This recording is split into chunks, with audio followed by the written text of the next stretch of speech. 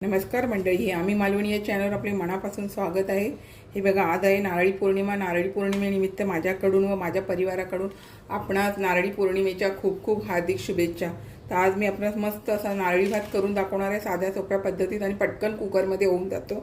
तर आपण आता ही रेसिपी पाहायला घेऊया।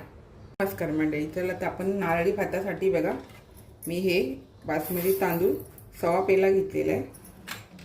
आपल्याला लवंग, दालचिनी आणि वेलची लागणार आहे। वेलचीची पावडर घेतलात तरी चालेल, पण अख्खी वेलची तोडून अशी टाकली तर चव चांगली येते। काजू, तुम्ही इतर ड्रायफ्रूट घेतले तरी चालेल। मी थोडेसे काजू घेतलेले आहे, गूळ घेतलेले आहे। जेवढी वाटी गूळ तेवढ्या वाटी खोबरं, चवीनुसार मीठ लागणार आहे, तूप लागणार आहे। तर चला तर आपण आता ही कृती करायला घेऊया। हे मी धुवून आहे ना 10-15 मिनिटं असं ठेवून देणार, मग आपण करायला घेऊया।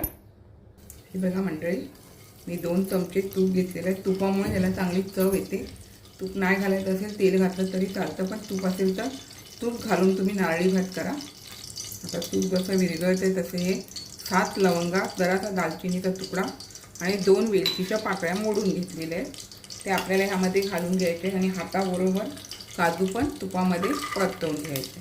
डायरेक्ट कुकरला करते ना, पटकन होऊन जातं आणि वेळ पण नाही लागत। तुम्ही वेगळा भात करून जरी केला तरी होतं, पण डायरेक्ट कुकरला गेलं तर पटकन होतं। आता हे थोडंसं गरम असलेलं फ्राय होऊ द्यायचं आहे। हे बघा, काजूचा थोडासा कलर बदलला आहे। आता आपल्याला हे तांदूळ आपण ठेवलेले आहेत ते ह्यामध्ये घालून घेऊया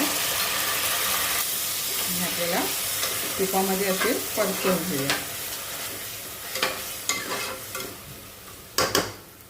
आता आपल्याला ह्यामध्ये हाताबरोबर गूळ घालून घ्यायचं आहे आणि हे ओल्या नारळाचा कीस पण घालून घ्यायचं आहे। नारळी भात बोलताना खोबरं हे आलं आणि आपल्याला ह्यामध्ये छान असं गूळ विरघळू देऊया। हे मी थोडंसं गूळ विरघळू देते। आता आपल्याला यामध्ये चवीनुसार मीठ घालायचं आहे आणि जेवढे तांदूळ त्याच्या डबल आपल्याला पाणी घालायचं आहे। आणि आपल्याला हे ह्यामधलं गूळ विरघळून गेल्याच्या नंतर आपल्याला ह्यावरती कुकरचं ढाकण ठेवायचं। लगेच ठेवलात तरी चालतात, पण थोडंसं आपण त्यामधलं गूळ विरघळू देऊया। हे बघा, त्यातलं आता हे गूळ विरघळलेलं आहे। आता आपल्याला कुकरची शिट्टी काढून घ्यायची आहे। 2च शिट्टीमध्ये होऊन जाणार, कारण आपण गूळ विरघळेपर्यंत ठेवलेलं ना, त्याच्यामुळे।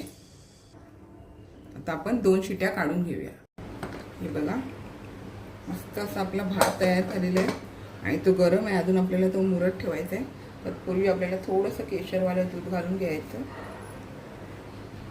पुन्हा त्यावरती थोडंसं असं तूप घालून घ्यायचं, म्हणजे छान अशी अजून चव येणार। आणि झाकण करून थोडंसं थंड झालं का मग आपण काढून घेऊया। बघा, मस्त असं भात आपला व्यवस्थित झाला आहे। जेवढे तांदूळ घेतात तेवढ्या दुप्पट आपल्याला पाणी घ्यायचं आहे, त्यामुळे भात छान होतो आणि चवीला पण खूप छान लागतो नारळी भात। आता आपण हा एका प्लेटमध्ये काढून घेऊया।